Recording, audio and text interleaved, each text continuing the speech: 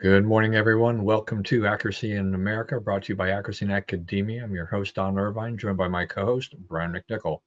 Hello, deplorables, dregs, despicables, garbage, chumps, Neanderthals, semi-fascists, maggots, weirdos, and of course those dog-faced pony soldiers. That's right. So we had a little delay this morning. We had to get the list together because the list is so long. I mean, I can't remember it.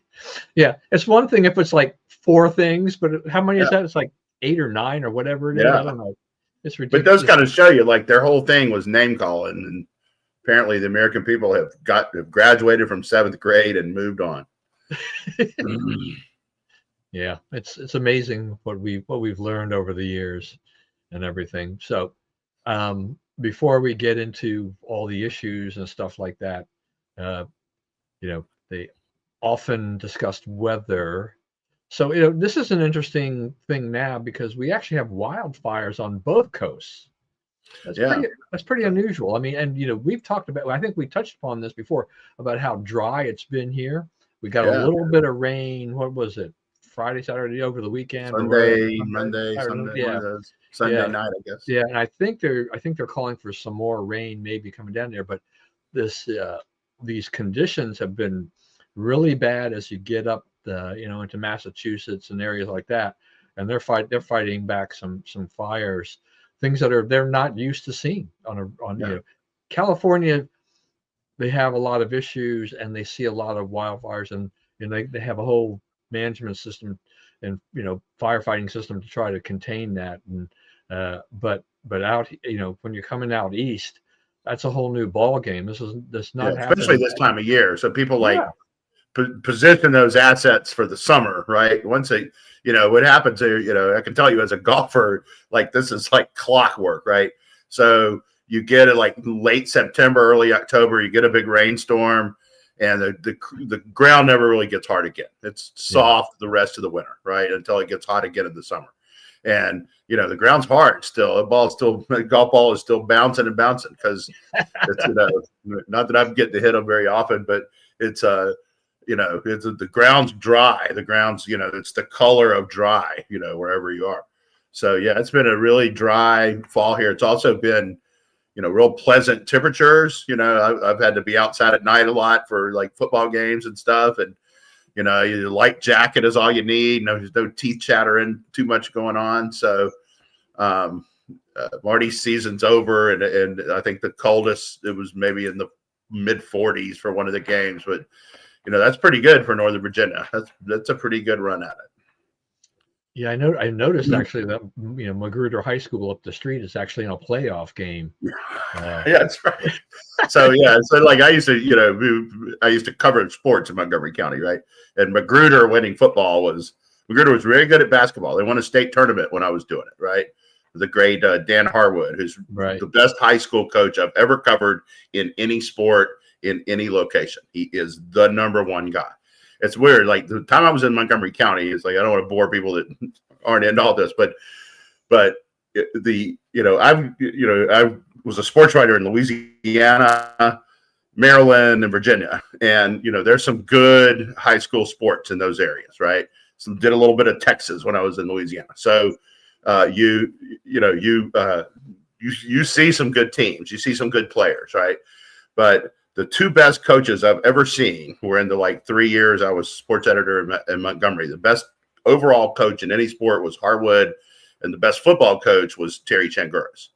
And I know that, people talk about Bob Malloy and all those guys, and Bob Malloy's a great coach too, but Terry Changuras did it with nothing. He did it with whoever walked through the school door and, made them into a team. And, in the decade of the 90s, Seneca Valley, where he was the coach, they were 110 and 12 with 6 state champions. They won their last 39 games of the decade. At that time, that's pretty remarkable by itself. But at that time in Virginia, there were only 3 rounds of playoffs. So the most games you could play in a season was 130. Right? I mean, it was 13. So the most you could play in a decade is 130. So they were 8 games from maxing it, from being in the state title every year, right? So, I mean, that's a remarkable decade of football. So as Tony Reale from Around the Horn would love that. He's, he was Stat Boy, how he started out, before it became what he is today. I've That's coached great because softball against that guy, and he is an absolutely amazing athlete. He gets on first. You can put a run in your scorebook. He gets around the bases. It's unbelievable how good he is, Tony Reale. yeah, I mean, he loves stats, and Yeah. you just pulled off an Around the Horn stat there to be able to have that in your memory bank like that. I mean, yeah, look, Seneca Valley was just just ridiculous powerhouse. Yeah. I mean, I came from the the late 70s, Northwood High School, where they had a bit of a run, there for a while and stuff like that. But when you look at Seneca Valley, and then to some extent, I think didn't Damascus and Pools will have some success. Yeah, Damascus had some success. Sherwood's had some success. Yeah. Sherwood had Malloy until he went to good. Right. Again, and when Malloy was at Springbrook, they were very good. Yeah, that's right. And also when Northwest cropped up, it kind of siphoned off some of the Seneca Valley kids and everything That's like right. that, and they became good. And so all of a sudden, you just had a bunch of pretty darn good teams and a lot of darn good coaches. Now it's Quince Orchard. Wasn't it like Al Thomas? Yeah, Al Thomas was at Gaithersburg and he was at Damascus. He was a great coach. Yeah. So John Harville at Gaithersburg. Yeah, John Harville. And now Quince Orchard with John Kelly, who was at Seneca Valley when they were making that 110-12 run. John Kelly was on those teams. His brother Chris was the quarterback. So there's a coaching tree out there. Yeah, absolutely. And all that. Yeah, but when you talk about the ground being hard, so my thing with the ground being hard is that I've had, been trying to blow the leaves into this ditchy area and hope, basically over the winter and whatever, they kind of decompose and I can start all over again next fall. But when I was, I don't think I've done anything for about a week now, but when the last time I was out there, which was, and the same had happened for the previous times I've been out there, every time I blow these leaves off my yard into the ditchy area, kind of thing like this, it's like a dust storm. Yeah. And that actually hasn't happened before to my recollection. I've been doing this for years and I don't recall ever where I'm blowing the stuff around and I'm like, I almost need like a mask or something like that. So I was kind of, a little bit of rain to tamp it down a little bit would actually be nice to be able to blow leaves, just kind of like just after the rain, as some of it dried off a little bit, but not dried out, and then blow everything back. And then I don't just get this, Dust Bowl era kind of look around there and everything. So it has been very, very dry, covers our cars, it's just it's kind of crazy the way the weather has been that way. But as you said, it's been generally nice. Though I will say, we get days like this morning. I leave at the house at 4:30 in the morning, and so to go to the gym, and when it was about 34, so it's a little bit chilly. But here's the thing: so in my current medical condition, the thing is that I'm the guy who I used to have to bundle up a lot, but I really can't do that. So I'm actually wearing lighter line jackets and stuff like that. I'm trying to find the happy medium where I don't actually just burn up in the car, and so, like in the winter, like I'm going in and out of gyms, right? And so once you get in the gym, it's hot. So you don't want to be stuck with your heavy coat, sitting there. And, so, I mean, I've spent a lot of time trying to get the very lightest thing I can have that, I don't freeze when I'm outside and I can manage it when I'm inside. I used to bundle up in the house because I keep this house stays at a relatively cool temperature, but that's actually reasonably comfortable for me right now. So, and then I've got my poor wife who's like using, a Vornado electric heater where she sits to stay warm, because it's kind of like, well, it's probably better if I just warm myself over here and then you don't get hot where you are and stuff like that. And it's like, it's just one of those things. Getting old for me really has kind of sucked in a lot of ways, but it is what it is. Yeah, You know, there's some good about it. You sleep yeah, less. You don't need all that sleep anymore. yeah. I mean, there's just I don't know how people sleep 8 hours because I can't do it. I I can't do it either. I cannot do it. So, if somebody's got some secrets to sleeping longer when you're older, let me know. But Yeah, I'm lucky if I get 6.5 hours, yeah, that's right. in. So, yeah, that's what happens when you got a bunch of old guys.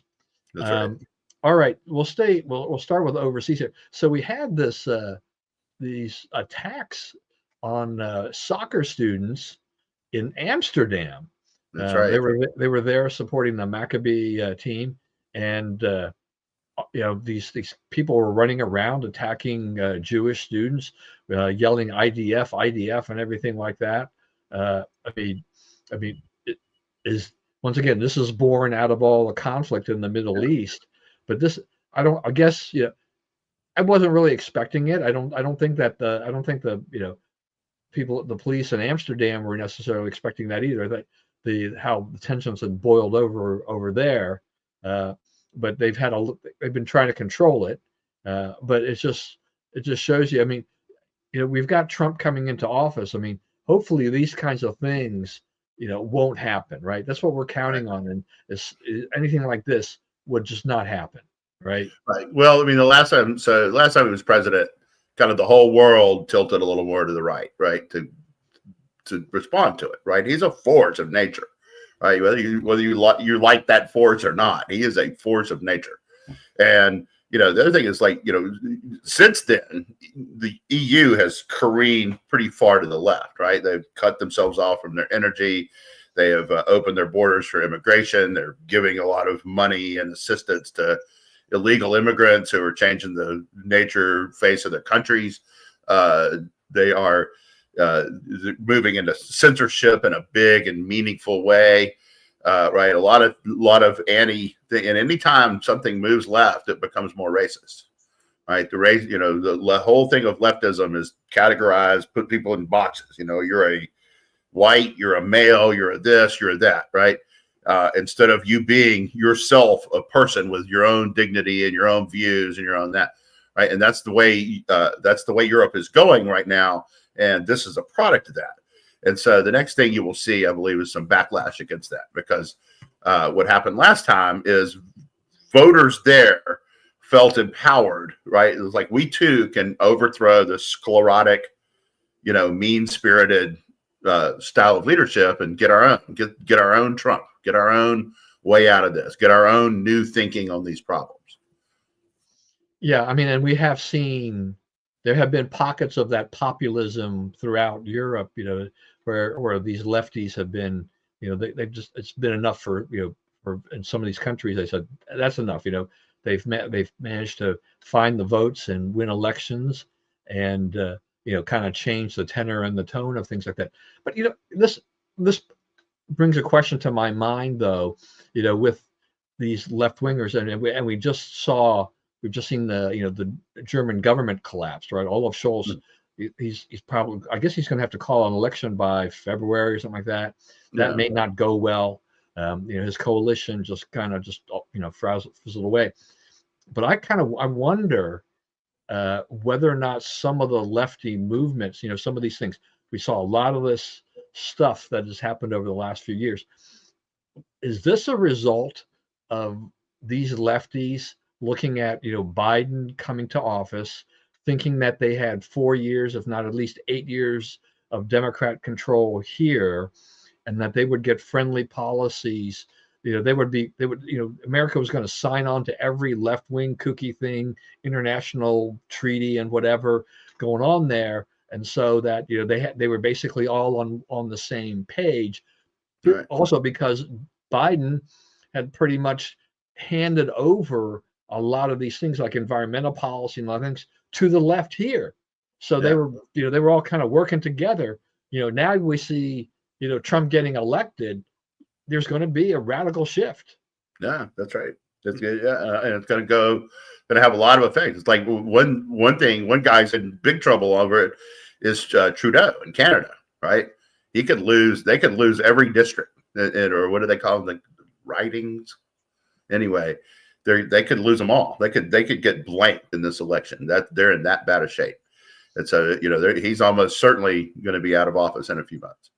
Yeah, and I mean, even though that Keir Starmer, Labour won in Great Britain, this year, that one I think was just it was just poor management on the part of the Tories. They did a horrible job, Right, and they can win. Yeah. Yeah. Yeah, that's right. That's true. Right. Yeah. That's right. So Trudeau. I think the number is finally up for him. Yeah, I do too. He's had a target on his back, and they haven't been able to quite do it yet. But I think I think that it's in for some big change in Canada when this happens, dude. I think there is pent up real frustration what's been going on there, and how the country's just kind of sunk into mediocrity or worse. And there's a real appetite for fixing it, for changing it. Yeah. But that's going to be part of the key, though. Just like it is with any election almost anywhere, is that the party in power, that if they regain power or whatever, or they retain, they need to actually show that they're doing something, that they're going to fix something. That's right. Not chase their own private agendas, but actually do something that put the things that put them into office.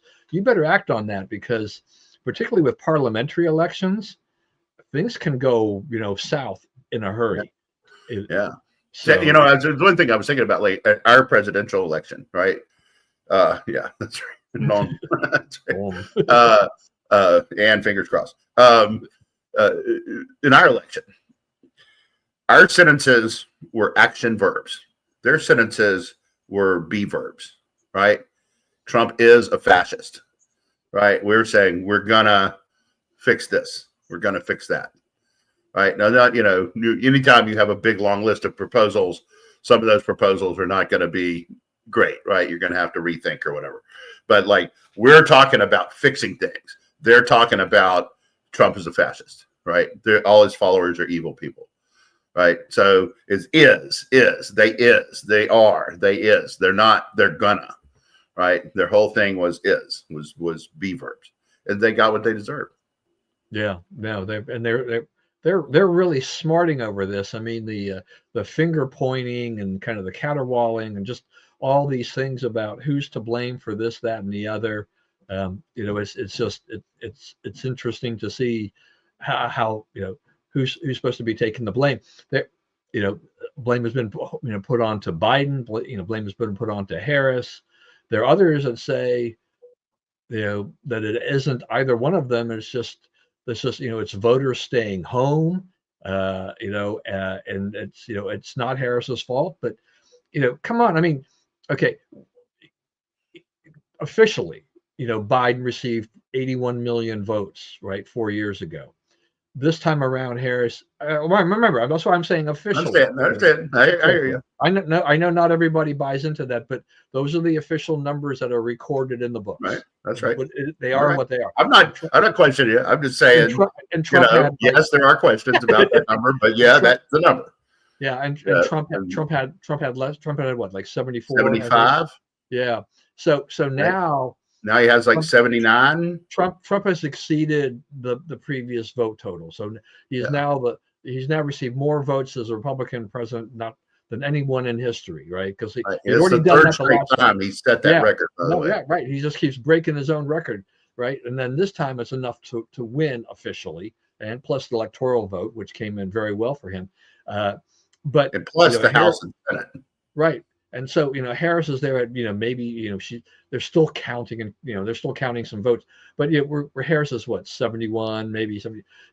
There are, you could arguably say, I mean, there are like 9 to 10 million votes that disappeared, which leads you to a lot of questions as to exactly what happened. I am not going to go down any conspiracy rabbit hole or anything like that, but did that many people really stay home? I mean, I'm just throwing that out there. It's amazing that you can go from that number to this number. That is a significant drop off. And if you're saying that there were no shenanigans 4 years ago, and these numbers are real on both ends, then you got to say, how do you not blame Kamala Harris and the Democrat, her campaign, for losing, that many votes, I keep reading these things. She ran a fantastic campaign, and I'm like, okay, let's talk about that. Okay, they blew through $1.5 billion in about 110 days. Right? They paid Beyonce more than $1 million. They paid all these people to show up and talk for 5 minutes for her, these movie stars. I think they paid her $10 million, right? Beyonce was $10 million. A couple of other were $7 million, $5 million. I think Eminem got $2 million, right? I mean, you're giving people money to walk up there and say they like her, who've already endorsed her. I mean, Beyonce, was already questioned that Beyonce was going to vote for Trump? No, we all knew who she was going to vote for. So you paid her $10 million to walk out on the stage in Houston for 3 minutes and give a talk. Right. So they blew a lot of money on things that didn't produce a lot of votes. They blew a lot of money on their social media influencer team, which is most of the people are just viscerally obnoxious and don't win any votes for you. Right. They preach to the choir, but no one says, oh, well, Harry Sisson or Brooklyn Dad Defiant or any of these clowns are, right. So I'm going to cross over to them. They didn't have her, the interviews they put her in, they had to pull her out of. Remember, they had to pull her off Brett Baer early. The Dana Bash was a disaster. There was, an hour and a half of interview and they showed 19 minutes and, they switched her answers on 60 Minutes because she was so bad at it, and then they won't release what she really said, which kind of tells you everything you need to know. They didn't really have a good candidate, right? I mean, she was somebody who was a vice president, and she was fine as a vice president, I guess. But they didn't really have a frontline candidate, right? And they got caught with their pants down when Trump destroyed Biden in the debate, and they had to make a move, right? So they made a move and whatnot. But the campaign itself, right? And then you come up and you say, like you say, they're 10 to 12 to 15 million votes short. Yeah, that's right. That's right. So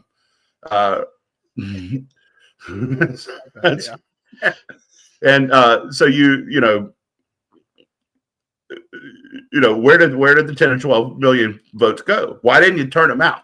If it's not corruption, if you didn't stuff the ballot boxes in 2020, and the explanation is those voters never existed anyway, which is what I suspect a lot of it is, then you didn't turn them out. Like, you let 10 million voters sit home in an election that you have to win. Biggest election ever. Got to keep the threat of the fascist and all his people out of office, right? So, they didn't do it. They didn't do the job of running a campaign. Yeah. I mean, see, the problem for me is just that, okay, I accepted that Joe Biden was elected president. I mean, we're not going to overturn. I mean, that is history. That's all done. But when you look at the previous votes for president for the Democrats, his was so much higher than what Hillary and Obama and all these others had been there. It was a dramatic increase. Yeah, and he'd done so much less to earn it.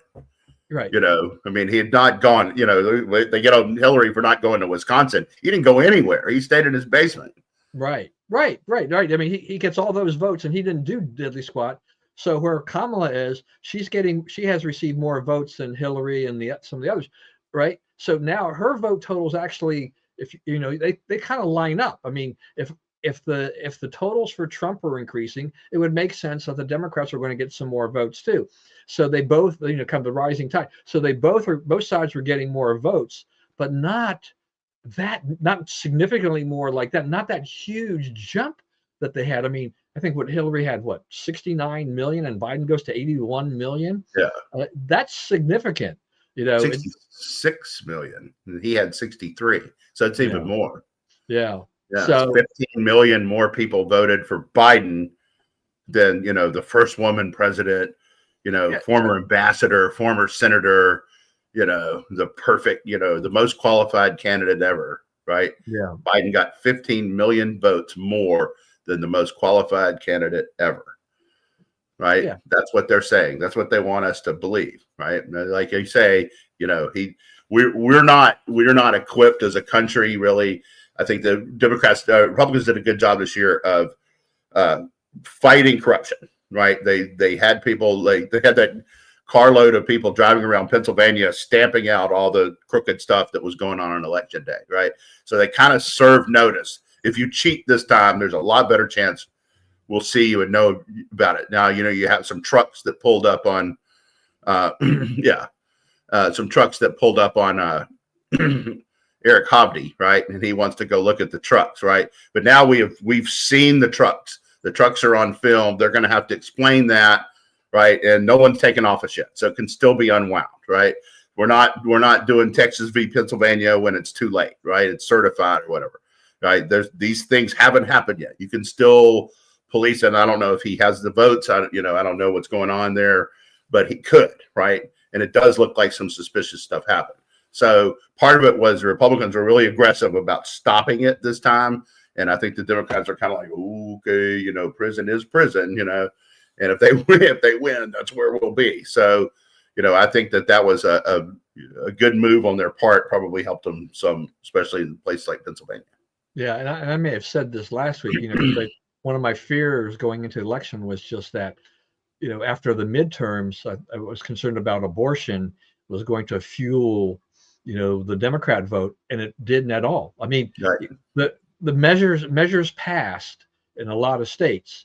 It failed in some states. But it failed in a few states. But in the end, it didn't really help Harris. It Right. wasn't a defining issue for the Democrats this time around. So, people looking at Harris, she was definitely a flawed candidate. To Bob's point about clawing back, maybe the Harris campaign should have written something into their little contract to pay these guys and say this payment is a contingency basis based on how well we did. If we don't win, we get most of this back. You get a nominal appearance. You get a nominal appearance fee. I don't think Beyonce's rolling out on a deal like that, bro. Yeah, they're probably like, what? No way. No, it's not gonna happen. No, I'm very busy that day. But like the call her daddy thing, right? They spent. I saw $1 million on that. They built a set. Yeah, they built a set, and and she had 6,000 listeners or something. Yeah, that's right. I was about to talk about that. So, abortion was the telltale issue for about 5% of voters before Roe. After Roe, it went up to about 15 to 17%. Now it's back to about 9 or 10. So, it's on its way back to where it was. There'll be a few more people involved now that weren't involved before, but they're on both sides, right? There's a few more people out defending it now too. Yeah, I mean, to me, after Roe v. Wade, once the line was basically really the state should decide. So we started to see state ballot measures, right? Referendums and whatnot to do this. And so that's been happening. They're defeated in some states. They've won in other states. It was codified. Well, you have 50 states theoretically you could do that in. Once you do that one way or the other, what do you have? You don't. How do you get the vote out for abortion? At that point, because you've spent all this energy saying we have to codify this into the state constitution. Okay, so you win that battle, and then what happens to those voters? Do they care anymore at that point? Probably not, because it's not a hot button issue in their daily lives. And so I think it had kind of this little rush right after Roe v. Wade. Now I think we're seeing at the results of this election that it's probably not going to be the big issue that the Democrats thought it could. And they thought they could use this with a woman, who Kamala Harris talked about a woman's right to choose and all this kind of stuff, and it didn't go well. It just didn't really light a fuse under people for doing this at all. So the very idea that you can't blame Harris for the loss on this is just so ludicrous on the face of it, and we had, I saw reports of people thinking like, okay, look, it's a short election cycle from the time that Harris jumped into the race. but that may give her an advantage, to go ahead and do that, right? She avoided a lot of the contentious, the primaries and stuff like that. She is, they basically anoint her you know, as the candidate, the nominee, and she can just hit the ground running. They took in all this money. You mentioned all the money that came in, Yeah. and it still didn't do any good. So then they go back and they say, well, she didn't have enough time. I'm like, come on. Yeah, had plenty of time. That wasn't really. In fact, that was an advantage for her because it was less time for her to schedule interviews that she couldn't handle. Right? Like, hey, we don't have time for that. We got 52 rallies today, and time's running out before the election. So I mean, she ended up doing maybe 5 or 6 at the most substantive interviews. Right? Trump's doing this every day. He's doing town halls 2 or 3 times a week. Right, you can ask him anything you want, and people ask him all kind of really hostile questions. Right, she couldn't handle it coming from regular people, and she definitely couldn't handle it coming from reporters. Right, and you could see them like they're trying to help her. Right, they don't want Trump to win, but they couldn't help her. Right, and you can see the tone of their voice. Like if you go watch like Dana Bash, you go watch the guy on 60 Minutes, like Bill Whitaker. You can see that their tone changed. They realize they got somebody who's not that level of person, right? And there's no denying it. It's there on the camera, that I don't lie. So I don't know. Yeah, but I think that they made a terrible mistake, and I think that they are about to pay for that mistake. Yeah, as I've said before on the program, my wife has jumped in on watching all kinds of stuff on YouTube and a wide variety of things, but she watches a lot of, Megyn Kelly and a bunch of other things that kind of, once you start watching certain things like that, you get fed other things, along the way. And, and there are a lot of black conservatives that got YouTube channels and were commenting and talking about Trump and Harris during the campaign. I look at my wife, I think she's really evolved over these, since Trump, first got elected to now, where she was kind of the lukewarm, Trump person to a very much all in Trump person. She's well in the MAGA line, where I'm not. She's seen enough. Victor Davis Hanson. She loves what Victor Davis Hanson says. It just reinforces her beliefs on these things, and it's just interesting to see. And I think that's what's happened is that we saw that Trump. She's been impressed with Trump's tireless efforts on the campaign trail, just one after the other. Talk about how many he does. And look at this, Joe Rogan. Where was it? 45 million views, I think, plus another 10 or 20 on Spotify. A huge opportunity that Harris basically passed out, right? Right. And what I loved was like, Rogan said, we do this show here. It's a studio thing. I don't want to move that stuff all over the country. Come here, spend your 3 hours, move on. Right. She was in Houston like a few days before all this. Right. She could have just bopped over there and done it. Right. She didn't want to do it because that's a platform she really could not have handled. Right. Freewheeling. The questions are unpredictable. 3 hours. You got to sit there. Right. They tried to get it down to 1 hour and get him to move and go do it wherever she was, make it convenient on her. And all these, you saw these leftists on the Twitter. If you're a radio host and you get asked by the vice president, I think that was true. I think people were looking for some kind of hope that like things would get better, and that pretty much. She's like, I don't even know, I don't even know what to do next. I have no idea what I would do differently. No idea what I'm doing here. I think Charlton's absolutely right about that. But so she could. The leftists are all on Twitter. Like, you pick your stuff up and you go to that vice president. That's what you do. And it's like, no, you don't. Right? It's not up to him to help her campaign. It's up to her to make these choices. And she made a choice there. And she, people will take issue with this probably, but it was probably the right choice for her to not go on Rogan because that she could not have survived that format. That would have been really damaging for her.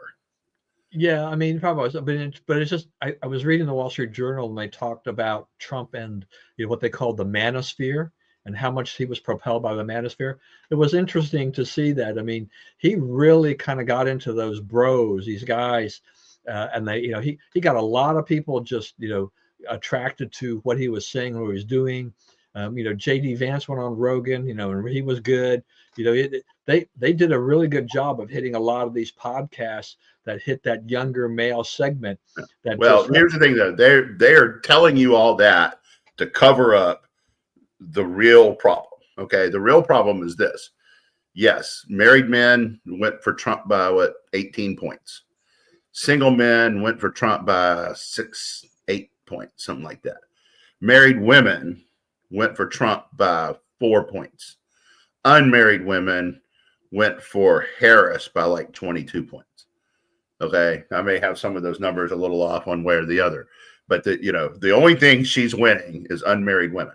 All the rest of them, it's not dudes. It's like all the rest of it is, people who are unhappy with their life, for her. The people who, saw a way out of this and to make things better went for him. All right. So I'm pulling up like the NBC exit polling. So by marital status says married men 60% for Trump, married women 51% for Trump, non-married men 49% for Trump, and non-married women 38% for Trump. So Trump was doing very, very well, in areas. I mean, I think that stunned the Democrats. They weren't really expecting to see that at all. And lots better with young people than they thought. Yeah, the young people. Let me see here real quick. I think it's up here. I think they broke it down. So if you have age, young 18 to 24-year-old males, 42% for Trump, 25, 29, 45% for Trump. You got 30 to 39, you got 46, 40 to 49. That's where Trump 50%, 50 to 64, 56%, 65 and older, 49%. He stayed with it enough. That's the thing, is that he did well enough that he kept any of those gaps close, if not winning them. And it makes a big difference in terms of how this was going to turn out. The traditional groups that the Democrats were looking at, they lost a chunk of the Latino vote and the black vote, and I know Democrats were kind of worried about that, and it really did come to pass that Trump, was just getting, a chunk of this and enough of those votes that made the difference. You don't win those swing states unless you hit those margins. Right. Right. So what he did is they cut the margin a little bit everywhere. Every county in the country moved to the right in this election. All of them, all 3,100 of them. Right. Every state moved to the right. The blue states moved to the right more than the red states. We saw states that were not competitive before. I mean, because Trump's campaign and their effort, they made it. They did better than a Republican has done there in a long, long time. Right. You're just like, was it going to flip? Probably not. But it also helps down ballot and all of that. There's a lot of other things that it does. Why he took the House, and it's why they held the House, and it's why he won the popular vote. Yeah, that's true too. They were all in on this border bill, that the Lankford bill. Okay, and we've talked about this before. They say, "Oh, it's a bipartisan bill that Trump killed." No, it wasn't. No one asked MAGA what they thought, and the way we know that did not one bit reflect MAGA priorities. Right? It was about hiring more judges and lawyers to process immigrants into the country quicker. It was not about shutting the door and keeping them out until they prove asylum. Right? It was the opposite of what we were trying to get. They didn't ask us, so they got a bill that didn't reflect our opinion, and then lo and behold, we didn't support it. And you can blame that all on Trump, but it's not Trump's fault. They tried to run a con on that, and we stopped them. And it may have taken Trump to step up and say, "Hey, Congress, they're running a game on you here, right? They're bending you over here. You got to get out of this, right?" And so, he got him out of it. And I think that's what a lot of people in Congress said. Okay, you know what? He's right. He doesn't know what he's doing. So I think that we have a very slim House majority. It looks like it may be 220, 221, not much more than that. But you're done with the Ken Bucks. I think you've really shed most of the people who will cause any problem for moving the president's agenda. Oh, yeah. I mean, this is going to be a very MAGA everything this time around. I mean, and why not? I mean, Trump has got nothing to lose, right? Overall. Right, he's got nothing to lose. Senate, it may not be all that MAGA. That's going to be a slog. But I think, I mean, but they have a little at 53. They've got a little bit of a cushion, to get things through. It's a lot better than 51. And you can I think you can corral these people enough on some things, as long as you don't get to be too extreme on something like that. But at least, yeah, I mean, look, if it wasn't Carrie Lake, I just think that, Arizona, you could have found a better candidate. Okay. I mean, I just think that there's got to be somebody, but she's just not the person that's going to win statewide in Arizona. I think I'm not a Carrie Lake fan. Yeah. That part of what you say, I agree with. She's not a great candidate. She's like the Democrat. She's unctuous. She's preachy. She's tries to come off as morally superior to you. And people don't like that approach, right? The people don't go for that. But the other part of what you said, they could have found a better candidate. Who? That's the problem. It's like right. Blake I don't know. But yeah. See, that's when you get into like who was available in Arizona to win this race. That's kind of a dicier question. Well, this is where that's why they needed to convince the former governor to run. But I think he's not MAGA. Right. That'd be basically a Democrat vote in the Senate. Well, I mean, he'd be a McCain-ish kind of person, but he'd give you more R votes than D votes. Yeah. I mean, Lake would be, she would give you R votes all the way through. But if you want to win the race and then pad your lead, that's what you do. I mean, it's kind of like Hogan. Hogan would have been in that same area. They would just expanded the pool of those people that would have the Democrats basically a problem could peel off, but it would still give you firmer control of the Senate. On the other hand, so yeah, I know, and I don't know, what happened there with Rogers, not enough whatever, and or whether or not Sam Brown was strong enough. That wasn't a great candidate either. Yeah, but they did do better overall. I mean, they finally got knocked off Sherrod Brown, and we got rid of Bob Casey, maybe. Yeah, probably though. If he will concede. Yeah, but he's done. There's not enough votes. That race to me is over with. But he's just like he's just acting not in good faith here at this point in time. It's just so. But it's interesting. It's interesting to see. Let's spend some time here. We could probably the rest of the time almost talking about the cabinet. Trump has been rapid fire on the cabinet appointees, staff appointees. We have Susie Wiles, chief of staff. My wife pointed out to me that she's Pat Summerall's daughter, so I love her already. That's right, and she's also a fierce operator. Knows how to run these things and fend off enemies, and help politicians. She's very good.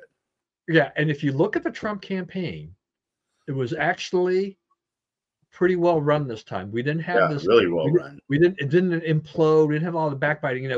We've seen this in past elections where they've had changes, they fired people, they do all the things. Susie Wiles kept it together. Her and La Savita. Yep, right. They deserve a heck of a lot of credit for getting Trump from start to finish and keeping everything kind of in check. So I look forward to seeing how Susie does and managing the staff. That's a huge responsibility.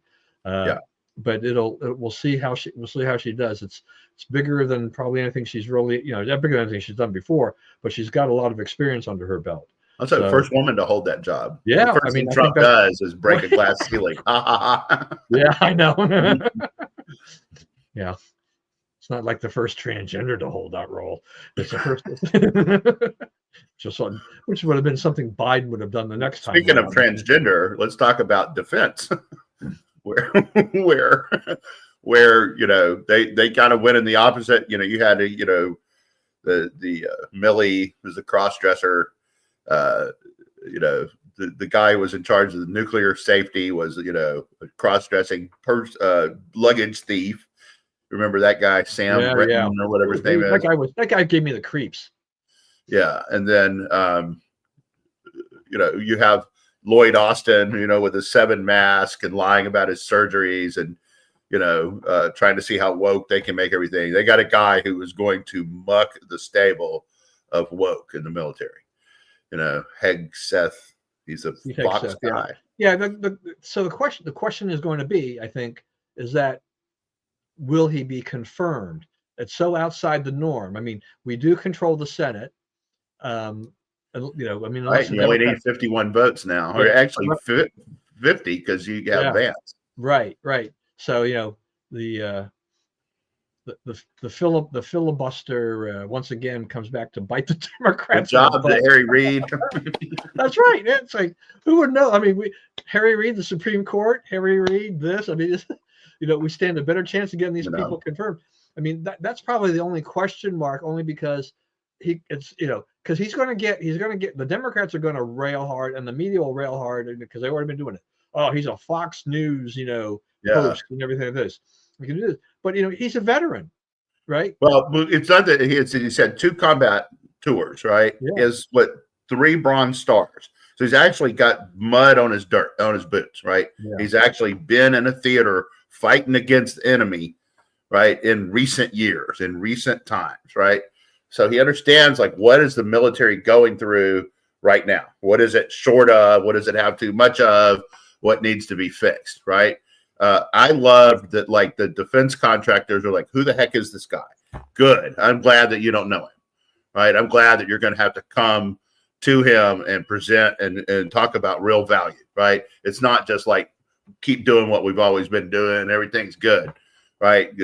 You're going to have to show that what you do works and helps, right? A new level of accountability. So, yeah, he's a guy who's going to hold people to account. He has not been a flag officer, but he spent a lot of time studying flag officers as a result of his, he's written some books about it and so forth, and about how the military's leadership has betrayed it. So, it's not that these are not subjects that are foreign to him. And he is, he's brought in to do a particular thing, which is to rebuild the military, manpower and equipment and lethality and readiness, right? To get all those things back to a level where Americans accept it. So, he is there to break some eggs. So I hope that he gets a chance to do it. Yeah, and if he, to me, with a lot of these leaders, the cabinet people, it's like, yeah, I mean, the buck stops there theoretically with them, but it's the key part of that to me has always been who are their staff people, who are their people that they surround themselves with, that they work with on a daily basis to kind of help pull all this together. Those people have got to be good, and he finds the right people. I mean, defense will look a lot different. Defense has become a very woke department, right? I mean, and ineffective department, right? They're not getting the job done, and our rivals around the world are figuring that out, right? We're pretty darn vulnerable. Right. Yeah. So that was just that was I wake up today, I'm like, wow, that was a completely unexpected pick. But they do realize things have changed. You're starting to see things happen where people are like, ooh, new sheriff in charge. The food, hey, we're done. We're not shooting at anything else. We're going home. We got what we needed. Yeah. So we've got Marco Rubio probably going to be nominated as Secretary of State. Well, we don't know that. There was news reports. They're getting, somebody is out there leaking stuff that's not happening, right? They leaked that Kash Patel was going to be CIA, and it's going to be Radcliffe, which is a really, really good pick. He will muck some stalls too. And also he comes in knowing where the bodies are buried. So he will definitely hit the ground running. And he also definitely has some targets in mind for cleanup. So Rubio, we don't know. The Post actually had an editorial this morning saying he would be a good pick. So Trump will probably come up with someone else now. Is that that vote of confidence that usually gets you fired? That's right. And so, Trump has, Trump said, and he has said this to people, and it's come out publicly now, that he made some mistakes in hiring the first time. You come to Washington, you got to fill 14,000 jobs. You don't really know anybody because this is not the area he's worked in, right? And so you take a lot of recommendations and you end up with some people who don't work out. So this time, he started taking the recommendations and working through the people, a year and a half ago. And they've been intensely doing it, since probably the middle of the summer, right? They realized that they were going to win and they started planning for this. So, this is going to roll out. They're not still trying to figure it out. They got most of it already figured out. And it was a chaos White House. Well, toward the end, Trump got it pretty well organized, right? And so who is coming back? Like Dan Scavino will be back. Stephen Miller will be back. The four people that kind of the White House counsel from the end of his term will be back. So like the four people that were closest to him in the White House were all coming back. Yeah. That's what I'm gonna say, Mike. I think Mike Huckabee is a perfect choice for that job because the job of the U.S. ambassador to Israel, right? I mean, you're negotiating. You're in a lot of, it's not like being, Finland, where you're just trying to keep the Finns happy. You're in the middle of a hot situation there, right? And the group, so to speak, that Huckabee represents is evangelicals, right? And if you want American support for the pro-Israel policy that Trump, has always believed in and carried out, right, then you need to keep it tied domestically to the evangelicals, right? That they're the ones who are Trump won by 33 points, right? You keep all those people on your side, right? Then you can do what the right thing to do in Israel is, right? Yeah. So that's I think that's a great pick. That's a great pick. Yeah. What about Kristi Noem? I think that one was done to. He's going to wind down that party. I remember when I was at Heritage when they started all that, right? And they put together that party, and there was the agencies that went into DHS came from 21 other departments, and there were 88 congressional committees with oversight over that department, right? Because they like pulled this from here and that from there and put it all into this department, right? So now they need to unwind that. They need to take an honest look at that. And, you may not need that. Another department, you may not need it all, or you may need it, to dramatically redefine what it does and who's involved and so forth. So I think that she is somebody who she's not going to oppose when this Trump will not. Yeah, you know what? So Trump campaigned hard against Rubio when he thought Rubio was a threat. And, what you're seeing is like they went at each other pretty hard. And so, people are always playing the clips of Rubio criticizing Trump, Trump criticizing Rubio from 2015 or whatever, but pretty much since Trump became president, him and Rubio have worked together pretty closely. Rubio was kind of the author of the PPP during the pandemic, right? Kind of came up with that. So, Trump, that could work, that could be a thing. And again, I like that it's somebody that's not, a graduate of that college. You know what I mean? They're somebody from outside that business. How about Lee Zeldin at the EPA? I think that's a great pick. Lee Zeldin understands that this is about water and air. It's not about, doing your bona fides on green energy and all that stuff. It's about clean water, clean air. Anybody who's in the way of that, you will have a problem. If you're not in the way of that, you will not. Yeah, well, at least, I think our energy policy with that, with EPA and the DOE, we'll see a very different look, right, on regulation and a lot of other things that have stymied the U.S. The Europeans are already talking about LNG coming back, like on day one. Why are we giving that money to other people? Why don't we? Yeah. Why are we not selling LNG? It's not like Europe's not going to have power needs if we don't sell them LNG, right? Like, oh, they don't need lights in their heat anymore over there. It's not cold. They changed, right? Yeah. Who cares about that? Yeah. How about Elise Stefanik at the UN?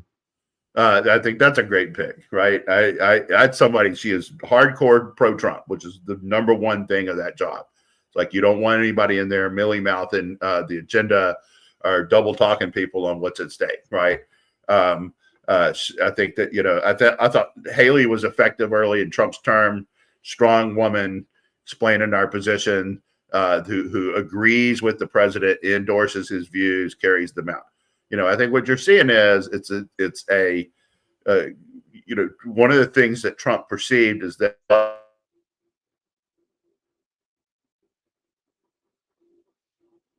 he may have problems this time, but that's not going to be the problem. The people working for him now are on his side. Yeah, I mean, I think I see just a vastly different cabinet than before, a vastly improved cabinet. We haven't, he hasn't finished yet, but it's just going to be so much better, less turmoil, more effective people, and Right. the agenda that he wants will really get done where he couldn't get everything done that first time around. I'll be interested to see how it all works. How about Homan over as a border czar? Better, I guess, better than Harris, huh? Yeah, that's right. I expect some dramatic improvement in that position, which doesn't really exist, right? Because Right. she needed it not to exist. So I mean, Homan has got the right idea, right? Defy the local leaders, show them that your resistance is going to be futile. We're getting, and I think what's going to happen on that, and I think we've probably talked about this, is they're going to get the bad guys out of here, right? They're going to get the thugs out of the country, but the good guys, if you're here, you've been here 15 years illegally, and you're working your job and raising your family and not bugging anybody, you're going to be way down the list for deportation, right? But if you're here making trouble, you're arrested for things. See, that's the one thing, is like you're no bail releasing illegal immigrant criminals. Okay. There's no excuse. You're not doing that for the American people. You're doing that for some other interest that it ain't us. So I think you're about to see a stop to that. Yeah, I mean, look, Trump's got general support from a lot of Latino community who don't want these criminal elements and others in the country. So, it's the people who came in legally resent the people who get all this stuff for coming here illegally. Right. And I don't think the Democrats understand that. Like, we follow the rules, we played right, and you give these guys stuff. They get a free, cell phone and a nice hotel room in New York City, right? All right. Okay, so we're basically at the end. Finish us off. Let me see what else is on here that we did not get to. GOP House and Senate to elect leaders today. Someone wants to challenge Shreveport Mike. I don't think they will be successful. The Senate, there are no good really options. I guess most conservatives would prefer Rick Scott, but he probably won't win. Bob Casey, I don't think, can catch up. The exit polls, I think Trump is more popular than anyone imagined. Transgender rights was not that big. That's the thing, is like this got very serious. People went out of this seriously. I wouldn't be surprised if Mayor Adams voted for Trump. And yes, I wouldn't, and you're right that Jack Smith's days as special counsel are numbered, and the number ain't big. Yeah. All right. That was a lot of stuff we went through today. Hope you enjoyed it. As always, please stay safe and stay well. Please remember, we live in the greatest country in the world. Do not let anyone tell you otherwise. And God bless America. And we will see you back again here next week.